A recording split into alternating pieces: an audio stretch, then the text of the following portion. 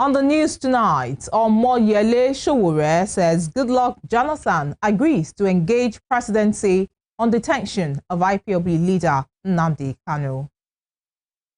Civil Society Coalition asks Senate to conduct rigorous, transparent screening of Joash Amopitan as next INEC chairman.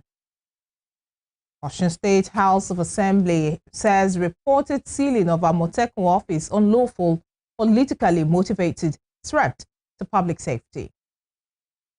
On the foreign scene, Israeli military starts to pull troops back behind line agreed on the Gaza deal. Good evening. This is News at 7 on Western Spring Television. My name is Damilola Raphael. Human rights activist and former presidential candidate Omoyele Sowore said former President Goodluck Jonathan has agreed to engage President Bola Tinubu on the continued detention of the leader of the indigenous people of Biafra, Nnamdi Kanu. Sowore disclosed this on Friday via his X handle after meeting with Jonathan in Abuja. According to him, their discussions centered on the urgent and compelling need to address Kanu's case decisively and justly. He noted that with this development, Jonathan joins a growing list of Nigerians who have called for justice in Nnamdi Kanu's case. The activist reiterated his call for Kanu's release, saying the IPOB leader remains in detention today because he took up the just cause of confronting the long-standing issue of marginalization in Nigeria. Kanu has been in detention since 2021 after being rearrested abroad and returned to Nigeria to face trial on charges bordering on terrorism and treasonable felony. Several court orders granting him bail or ordering his release have yet to be implemented. A coalition of civil society organizations working on democracy and elections in Nigeria and across Africa has reacted to the nomination of Professor Joash Amopitan as the next chairman of the Independent National Electoral Commission, INEC.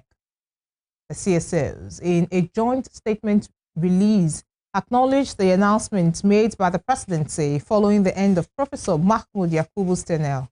They noted that the nomination reportedly received unanimous approval from the Council of State.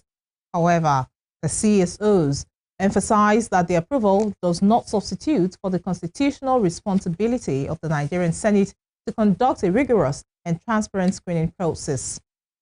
While the CSOs recognized Professor Amopitan's academic and professional credentials and expressed no objection to his nomination in principle, they stressed that the credibility of future elections depends on an INEC that is independent and resistant to political interference. The organizations, however, called on the Nigerian Senate to ensure that the confirmation process is open, participatory, and transparent. The statement was endorsed by 10 civil society organizations, including Yaga Africa, Women Rights Advancement Protection Alternative, the International Press Center, the Kuka Center, Center for Media and Society, TAF Africa, Africa Center for Leadership Development and Strategy, Nigeria Women Trust Fund, Accountability Lab Nigeria, and YEP Niger Campaign.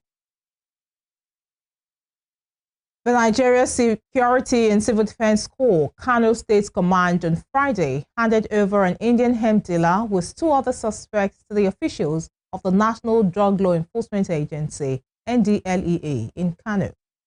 The suspects were arrested in Doguwa local government area of the state. The NSCDC State Commandant, Bala Bodinga, stated this while addressing journalists at the headquarters of the command shortly after handing over the suspects. He says the suspects were apprehended on October 7, 2025 at Riruwai Gate by the operatives of the Corps in Doguwa Division following a tip-off.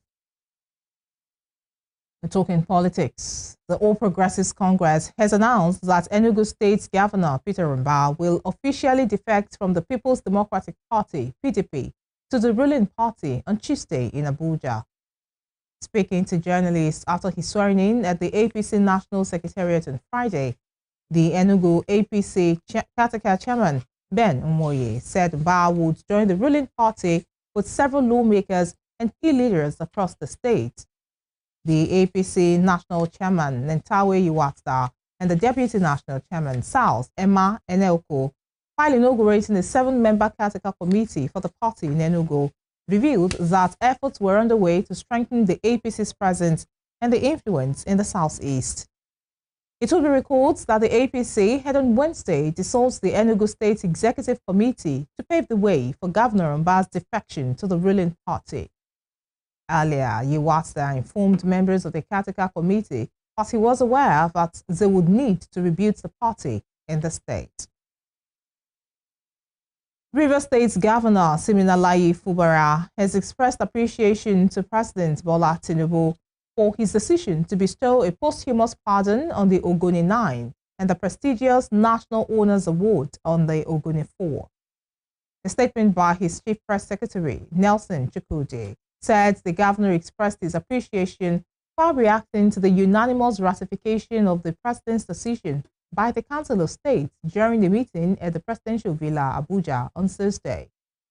The Ogoni 9, who include Ken Sariwiwa, Saturday Dube, Nodu Eawo, Daniel Gboko, Paul Levera, Felix Noate, Baribo Bera, Barinem Kilbol, and John Quine, were granted posthumous pardon for their exemplary service to Nigeria and, in particular, to promote reconciliation within the Ogoni community. Restating the state government's gratitude to the president, the Council of State and Nigerians for recognizing the sacrifices and patriotism of the Ogoni 13, Governor Fubara explains that the Presidential Pardon and National Honors Awards will promote genuine reconciliation, guarantee enduring peace and unity within the Ogoni communities, and also help accelerate sustainable development in the state. To education, Governor Nasir Idris of Kebbi State has directed the recall of students of the College of Health Sciences and Technology, JEGA, who were suspended following the 2024 student riot that led to the closure of the institution. The provost of the college, Hussaini Aliyu, made this known during the press briefing in Birnin Kebbi on Friday. According to the provost, the governor has also approved the sum of 60 million naira for the accreditation of 8 academic programs by the National Board for Technical Education.